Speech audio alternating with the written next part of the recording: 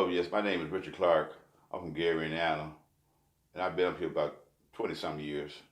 My father and mother, they had a good job. My father worked construction. That's what I did too. Before I came up here, I worked construction and I worked in the U.S. steel mill. Yeah, and my mother, she worked too. So I never thought I would be, back when I was younger, I had no idea that I would be that I would ever be homeless. That was like a thought you wouldn't even, I ain't ever think about that. Because I always worked. I always had money. When I first came to Minnesota, it was it was all right. I had an apartment, but the apartment that we and my girlfriend had got, it had been foreclosed on, but we didn't know it. I had to go to the shelter. It was kind of rough up in there, especially for an older person. Food is terrible if you get some food. Sleeping is you don't get enough sleep, and then depression sets in. And your mental health just goes, you just lose everything. It's terrible. Then we found another place. The landlord wanted to remodel, and when he remodeled, he said he gonna jack the rent up almost double.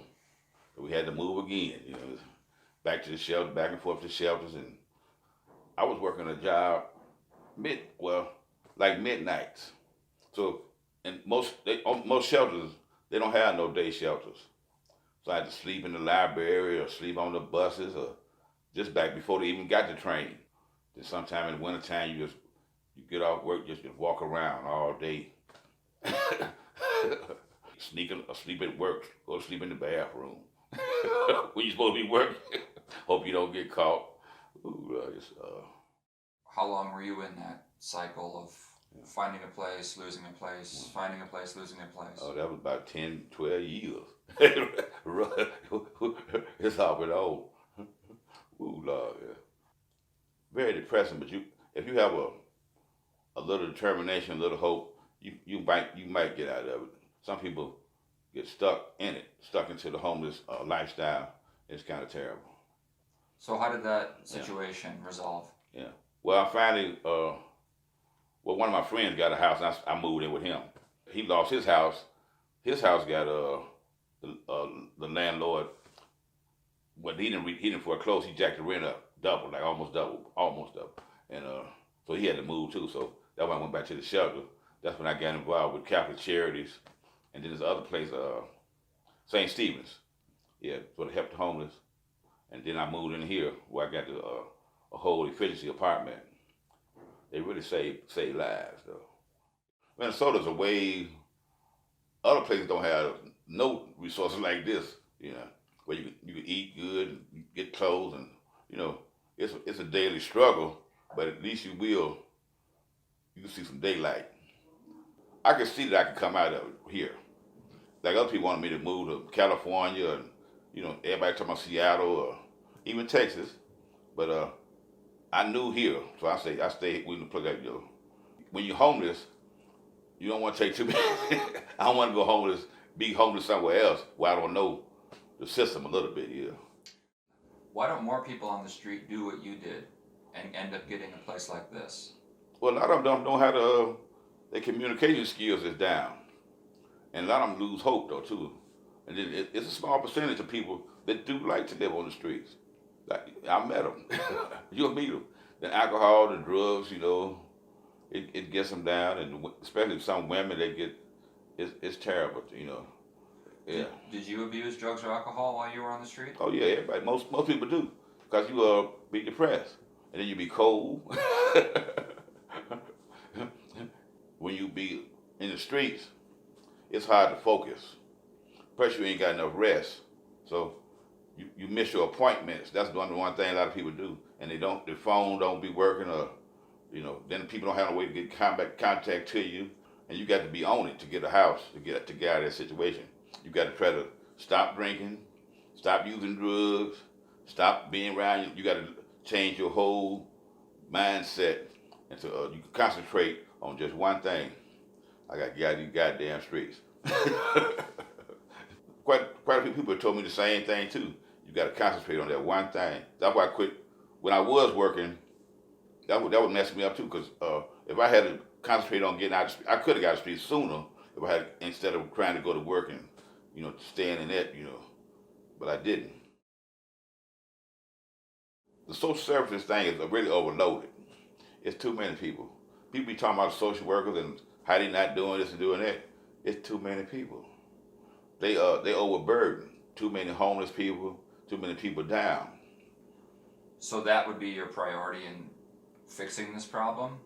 Offering more social services, more caseworkers, more shelters, just more resources? Yeah, and then plus, the housing thing is, they can't do nothing if ain't no places for them to put the people in anyway. So we have affordable housing problem. That's the main problem. One of the main.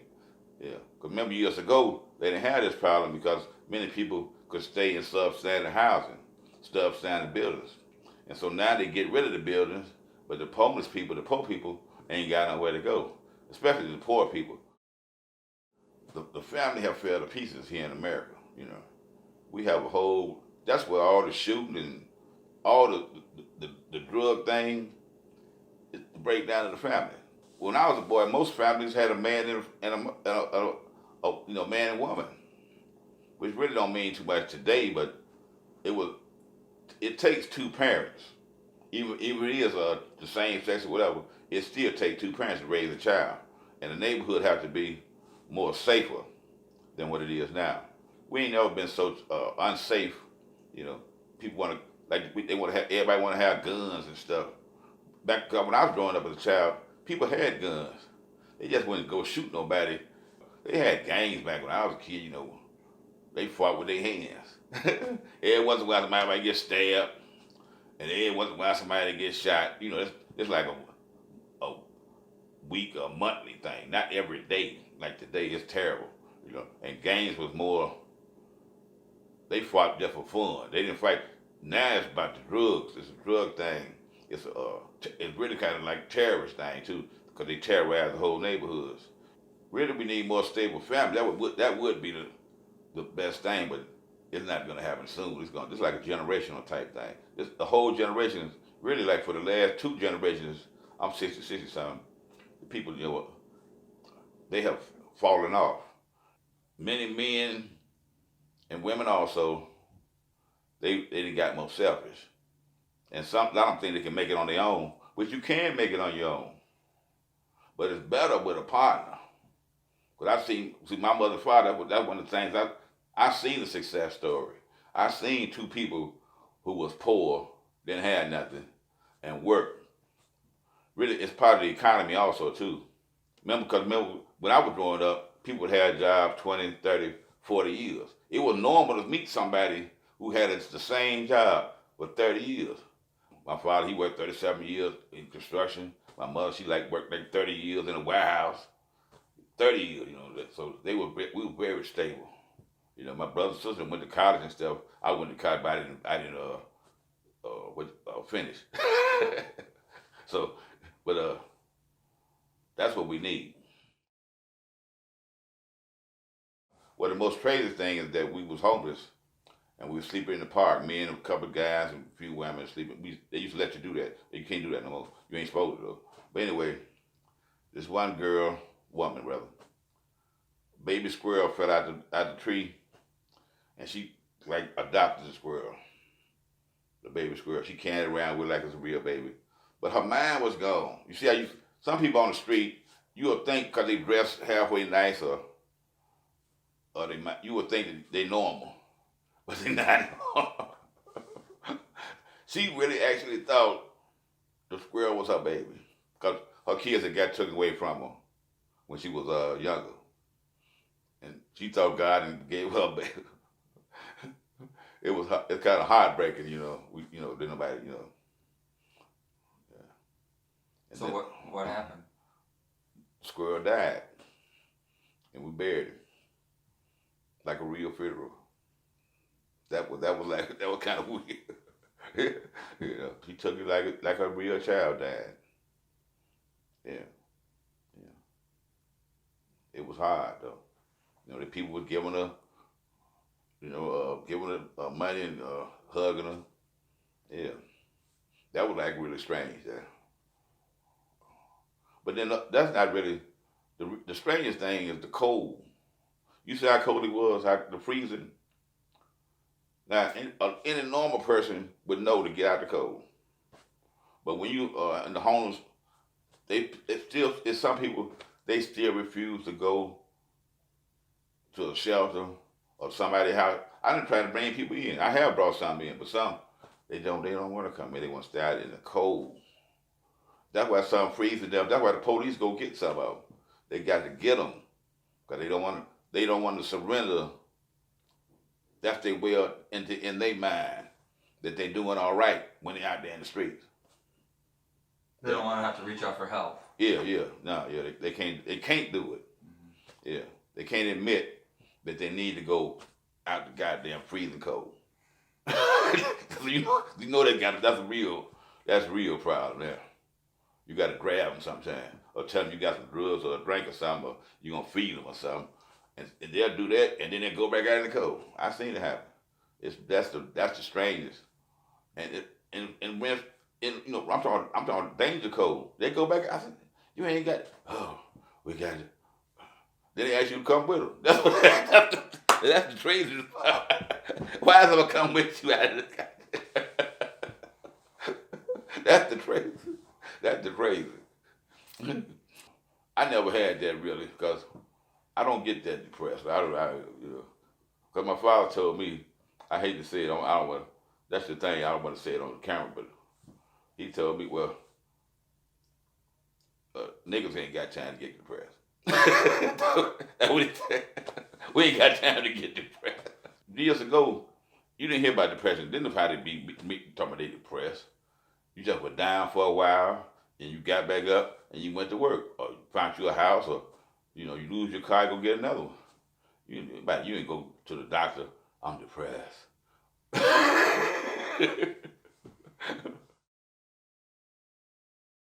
I work with Street Voices. That's like a homeless advocacy group. Then I go to churches and stuff. Then I speak to them sometimes. Just like I'm talking to you. Yeah, I try to. Then on people on the street, I go to the library. I try to talk to people, try to tell them how my story. That's like the same thing I'm doing now.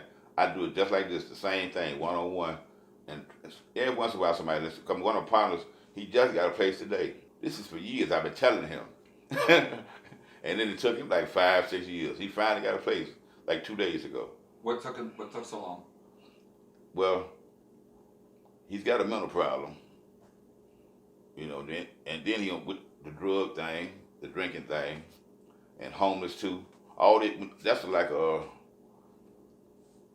it's too much for the average person. Yeah. In the first place, he already had a mental problem. I try to talk to people one-on-one. I tell them, you ain't got to drink every day. You ain't got to get high every day. Some days you have to stop yourself, self-discipline. See, my father was a deacon in church, and my mother was a head of usher board. So I taught the Bible. So I know the best way to reach people is one-on-one, or small groups. Try to talk to people and tell them, give them hope. Because some people think they can make it on their own, or they don't need God, or they don't even need the government. But then in the end, you find out that we all need each other. And that's the hard part. Some people admit to, that you need your brother and your sister. You're going to need your neighbor down the street. Most people don't listen. You have family in Minnesota? Yeah, I got family. I got sons and daughters up here. Yeah. I had I had a couple girlfriends. They passed, though. So I'm by myself right now. They moved up here because that's when Gary had went down. The economy went down in Gary. Housing and everything was terrible. They moved up here. They came here to be more successful, which they were. They got jobs. Both of them, they had work. They was working women. That's the same that my father said. He said, why you moving up? I had a job in Gary. I said, I did good in Gary. Anyway, he said, why you moving up there? I said, man, I got to see about my kids. He said, go on see about your children. That's how I was raised, which I'm glad I did, but it all worked out though. That was what a man supposed to do, if you can. How are your kids? Oh, they wonderful. A couple of them went to college. Well, both of them went to college. Some of them make it like me. They feel like I jumped out of college. I got a son in Afghanistan right now, and one of my daughters work for the state. Then I got other sons and daughters. One of my daughters, she runs her own beauty parlor. My other son, he got a little like a little store thing. Yeah, they doing good. All of them doing good. He has a what thing? Like a store. They got houses, car. They living good. Some of them do. I got a couple sons in prison too. They made bad mistakes. Yeah, you fall in with the wrong crowd. Yeah. You could always see they could always blame that they fell in with the wrong crowd when they was with us. Being homeless and unstable housing. But in reality, I told them you can look in the mirror. That's who you blame.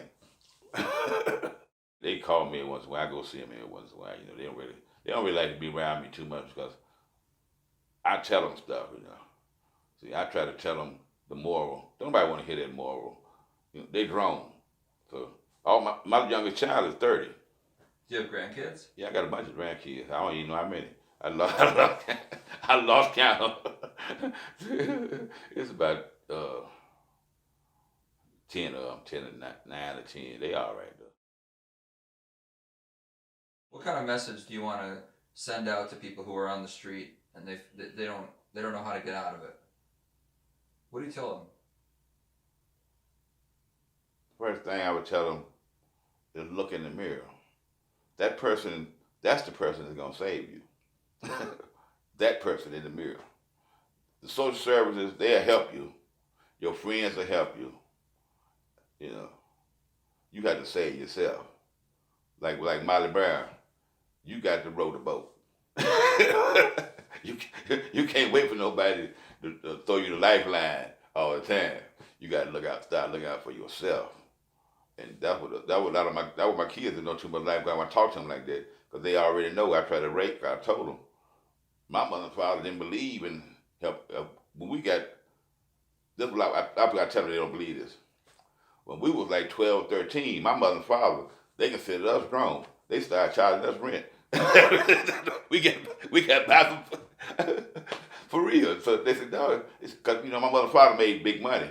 They said, no, you just making it up. I said, no, my father told me, I was 11, 12 years old, you gotta go find a job. You got to come on, you got to commit to helping yourself early.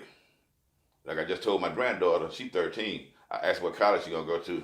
She said, she's too young to go to. I said, look here, you got to get yourself together now. You can't wait till you get older. You need to get you a career path. She's 13. She let me.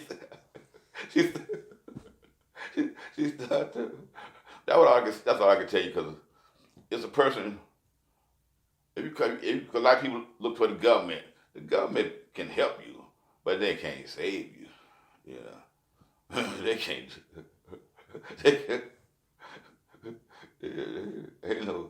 You gotta save yourself. We on a rocket ship. Yeah, you gotta go for yourself in the world. Yeah. And then this is the main thing. Once you try to get successful, try to bring somebody else and help somebody else too, and tell them about your story. That's what I do. That's what I'm doing. That's why I tell my story to people. That's why I try to help other people because I got to. See, you got to help them. So no matter how rich you get, but if you ain't never helped nobody, try to do nothing for nobody, that's like a terrible curse to put on yourself. That's like living like Scrooge. That's how I live. When Marley came back and told Scrooge, Scrooge believed him. All that money and stuff, it's good to have. It's good to live a good life, but you still got to help people and bring joy in other people. Take the burden off somebody sometime. Try to help them. And just tell them an old crazy, stupid story. That's what I do sometimes. I tell them, you ain't got to drink all the liquor.